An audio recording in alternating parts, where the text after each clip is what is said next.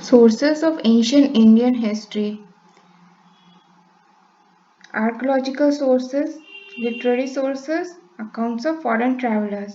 ये वो 3 सोर्सेस है जहाँ से हमें एंशियंट इंडियन हिस्ट्री के बारे में पता चलेगा।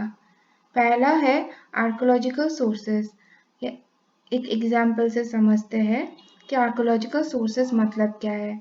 ये कोई टाउन हुआ करता था एंशियंट टाइम पे, और इस टाउन के लोग यहाँ रहते थे, और यहाँ पे एक टाउन है। तो इस टाउन के लोग ये शहर छोड़ के इस शहर में बस गए, शिफ्ट हो गए। मे बी यहाँ पे अच्छे फैसिलिटीज मिल रहा था इसीलिए, या फिर इस टाउन पे कोई डिजीज फैल गया होगा, या फिर फ्लड आया होगा जिस कारण लोग ये टाउन छोड़ के ये इस टाउन में बस गए। तो ये जो टाउन है ये तो खाली है, इसको मेंटेन करने के लिए कोई नहीं है, तो इसमें बहुत सारे धूल जम गए। तो ये जो धूल है ये पूरा टाउन को कवर कर गया, और धूल जमते जमते धूल का हाइट बढ़ता गया और एक छोटा सा पहाड़ फॉर्म किया। मॉडर्न टाइम पे आर्कोलॉजिस्ट को इस माउंट के बारे में पता चला, तो ये मिट्टी निकाले। मिट्टी निकालने के बाद देखा कि यहाँ पे एक शहर है, और इस सिटी से, इस टाउन से क्या मिला, कुछ मटेरियल्स मिला। पर आर्कियोलॉजिस्ट को कैसे पता चला कि ये मटेरियल्स कितने पुराने हैं? इसमें 2 मेथड्स यूज किया गया। एक है radio carbon dating, radio carbon dating, और दूसरा है डेंड्रोक्रोनोलॉजी।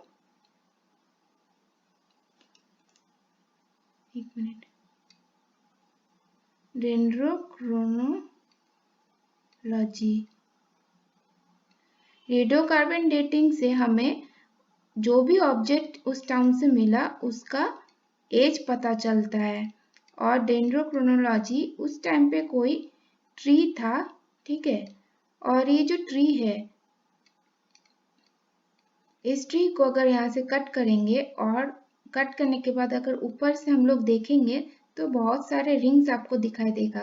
तो जितने सारे रिंग्स है उतना ही उसका एज होगा। तो यहाँ से भी एज का पता चलता है, टाइम का पता चलता है कि कितने पुराने हैं जो भी ऑब्जेक्ट्स इस टाउन से हमें मिला होगा। तो यहाँ से मटेरियल्स क्या क्या मिला है, मे बी वहाँ से कुछ कॉइन्स मिला है, मे बी वहाँ से इंस्क्रिप्शंस मिला है, पॉट्स मिला है जो कि डिफरेंट साइजेस के हैं, फिर ऑर्नामेंट्स मिला होगा। तो ये जो मटेरियल्स मिल रहा है ये आर्कोलॉजिकल सोर्सेस में आ जाता है। और ये जो टाउन मिला है ये भी तो एक सिटी है, रूइन सिटी है, मतलब कि जो खाली कर गया होगा, और ये यहाँ पे कोई रिसाइड नहीं कर रहा है, कुछ बाकी रिमेन्स पड़ा हुआ है इस टाउन का। तो यहाँ से पता चल रहा है, बहुत सारे इंफॉर्मेशन मिल रहा है एंशियंट हिस्ट्री को पढ़ने के लिए। तो आर्कियोलॉजिकल सोर्सेस में पहले क्या है, इंस्क्रिप्शंस है। इंस्क्रिप्शंस यहाँ एक पिक देखेंगे तो ज़्यादा समझ आएगा। तो फर्स्ट पिक्चर देखिए, यहाँ पे एक घोड़ा दिख रहा है, इंग्रेव किया गया है, उसके ऊपर एक सोल्जर बैठा हुआ है। यहाँ पे एक सोल्जर दिख रहा है, और ये फाइट कर रहा है भाला लेके, और यहाँ पे एक वॉरियर एलिफेंट दिख रहा है। तो यहाँ पे पिक्चर्स इंग्रेव किया गया है, इसके ऊपर कुछ राइटिंग्स दिख रहा है, ये राइटिंग्स भी इंग्रेव किया गया है। और ये जो राइटिंग्स और ये जो पिक्चर्स है ये किस में इंग्रेव किया गया है, एक हार्ड सरफेस पे। तो ये जो हार्ड सरफेस में इंग्रेव किया गया है यही होता है इंस्क्रिप्शन। और इंस्क्रिप्शन को पढ़ने का मतलब, स्टडी ऑफ इंस्क्रिप्शन को क्या कहा जाता है, एपिग्राफी। यहाँ पे एक पिलर दिख रहा है, पिलर के नीचे यहाँ एक रेड मार्क है, यहाँ पे कुछ लिखा गया है। ये जो रेड मार्क है, देखिए यहाँ पे राइटिंग्स इंग्रेव किया गया है, यहाँ से भी इंफॉर्मेशन मिलता है एंशिएंट हिस्ट्री के बारे में। फिर आपने पिलर इंस्क्रिप्शन के बारे में सुना ही होगा, पिलर्स के ऊपर इंग्रेव किया गया है जो कि उस टाइम के बारे में बताता है, एंशिएंट इंडियन हिस्ट्री के बारे में। तो यहाँ से हमें बुद्धिज्म के बारे में भी पता चलता है। फिर नीचे देखिए यहाँ पे हाथी गुम्फा इंस्क्रिप्शन। ये जो हाथी गुम्फा इंस्क्रिप्शन है, यहाँ आप अंदर थोड़ा, यहाँ पे सीढ़ियों से अंदर थोड़ा जाओगे तो यहाँ पे रॉक्स के ऊपर एंग्रेव किया गया है कुछ राइटिंग, जो कि किंग खारावेला के बारे में इंफॉर्मेशन देता है, और ये है उड़ीसा में। फिर है जूनागढ़ इंस्क्रिप्शन।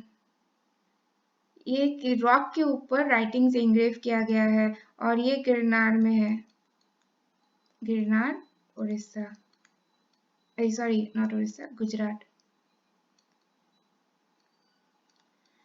फिर है कॉइन्स ऑफ सतकर्णी। ये नाम जो दिख रहा है सतकर्णी, एक सतवाहना, ये जो सतकर्णी है सतवाहना डायनेस्टी से बिलोंग करते, एक रूलर थे सतवाहना डायनेस्टी के, और पूरा नाम है गौतमी पुत्र सतकर्णी। और एक है यहाँ पे कॉइन समुद्रगुप्त कॉइन्स। समुद्रगुप्त, ये जो कॉइन्स है, कॉइन्स के बारे में अभी पढ़ेंगे। यहाँ पे आपको सेकंड पॉइंट दिख रहा है कि न्यूमिस्मेटिक एविडेंस। न्यूमिस्मेटिक एविडेंस मतलब कॉइन्स को स्टडी करना होता है न्यूमिस्मेटिक्स। यहाँ आपको पिक्चर में मैंने दिखाया है कि ये जो कॉइन्स है, coins of Satakarni, coins of Samudragupta, यहाँ पे आपको किंग्स का इमेज इंग्रेव किया हुआ दिखेगा, फिर कुछ राइटिंग दिखा या फिर कोई सिंबल्स दिखेगा जो कि इंफॉर्मेशन देता है एंशिएंट इंडियन हिस्ट्री के बारे में। और यहाँ पे और भी कॉइन से पता चलता है कि उस टाइम पे ये लोग ट्रेड किसके साथ करते थे, ट्रेड कैसा हुआ करता था। फिर जो समुद्रगुप्त कॉइन्स में देखिए, यहाँ पे आपको एक वेपन दिख रहा है, बो। तो कॉइन से हमें ये भी पता चलता है उस टाइम के लोग कौन से वेपन्स यूज करते थे, राइट। और ये जो कॉइन्स किस मेटल का बना हुआ होता था, ये भी हमें पता चलता है कि उस टाइम के लोग कौन से मेटल्स यूज करते थे। फिर है रूइन सिटीज। रूइन सिटीज जो है, रूइन सिटीज टाउन्स एंड मॉन्यूमेंट्स, इसके रूइन सिटीज के बारे में हम लोग पिक्चर देख के पढ़ेंगे। यहाँ पे देखिए रूइन cities of Nalanda university. Nalanda university जो कि बिहार में है, और ये है रूइंस ऑफ तक्षशिला यूनिवर्सिटी जो कि पाकिस्तान में है। और हमें क्या पता चलता है रूइन से, हमें पता चलता है कि इसके फाउंडर कौन थे। जैसे कि नालंदा यूनिवर्सिटी के फाउंडर कुमारा गुप्ता वन थे, जो कि गुप्ता डायनेस्टी के रूलर थे। और एक है कि हमें ये भी पता चलता है कि कौन से किंग्स थे जो कि पैट्रोनाइज करते थे एडुकेशन को, इस यूनिवर्सिटी को। और ये यहाँ से ये भी पता चलता है कि उस टाइम के एडुकेशन सिस्टम कैसा हुआ करता था। ये जो यूनिवर्सिटीज है, इन्हें फिनेंशियल सपोर्ट कहाँ से मिलता था, और क्या क्या सब्जेक्ट्स पढ़ाया जाता था इन यूनिवर्सिटीज में।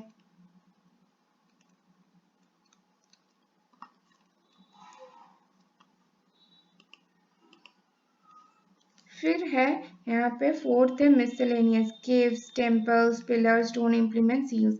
केव्स में अगर आप देखोगे तो केव्स के अंदर यहाँ पे कुछ पेंटिंग्स या फिर कोई इमेजेस एंग्रेव किया गया है, तो वहां से पता चलता है। फिर टेम्पल्स, टेम्पल्स से टेम्पल वॉल्स में अगर कुछ लिखा गया है या फिर कोई पिक्चर्स इंग्रेव किया गया है तो वहां से पता चलेगा। फिर पिलर्स, पिलर इंस्क्रिप्शन से पता चलता है।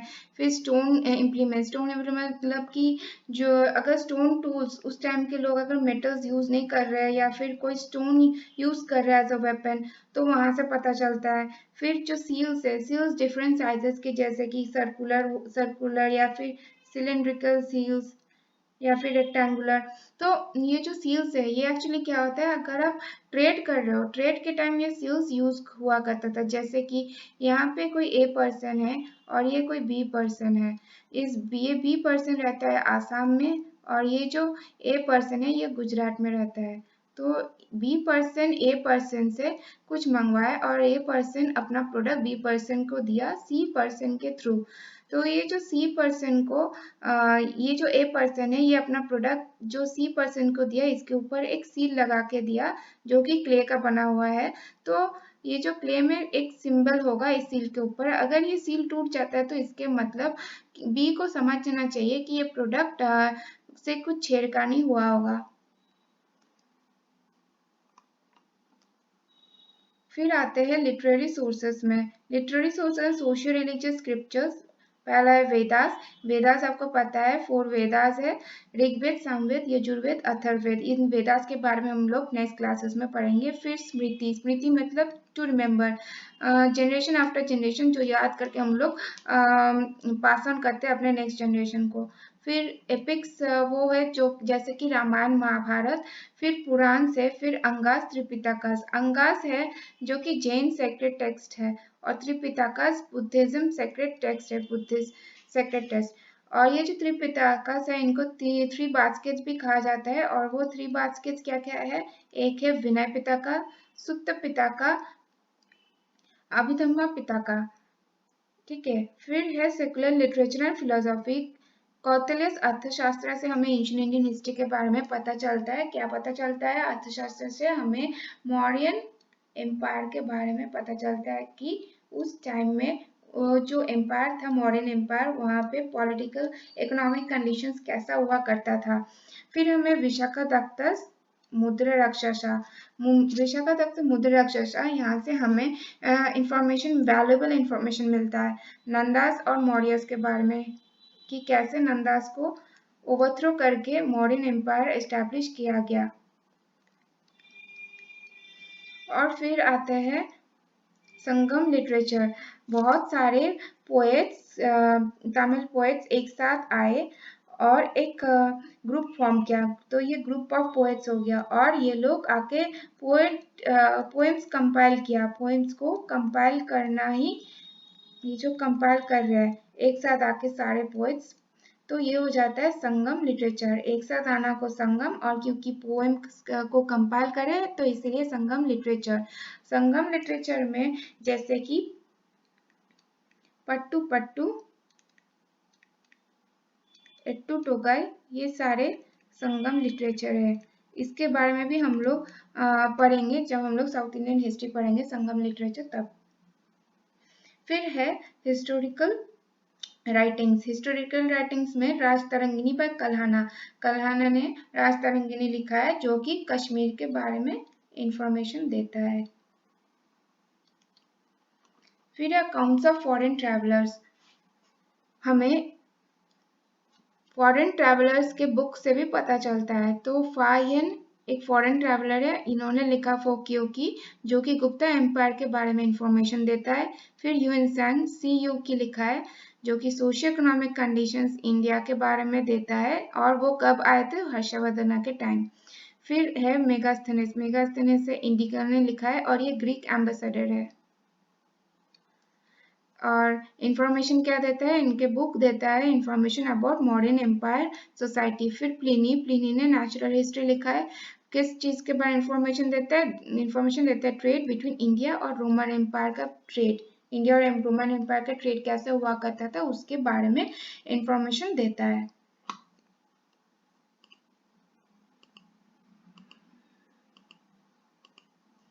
फिर है division of ancient Indian history.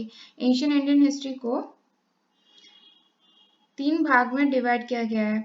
First है प्री हिस्ट्री, दूसरा है प्रोटो हिस्ट्री, तीसरा है हिस्ट्री और हिस्टोरिक पीरियड।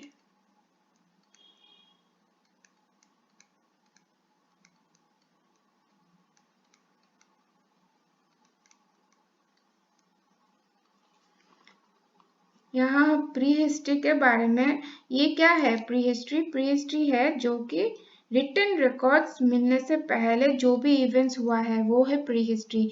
मतलब कि प्री हिस्ट्री में वो सारे इवेंट्स आते हैं before the invention of writing, तब इन राइटिंग इन्वेंट ही नहीं हुआ था। और ये प्री हिस्ट्री हम लोग नेक्स्ट क्लासेस में इन डिटेल पढ़ेंगे।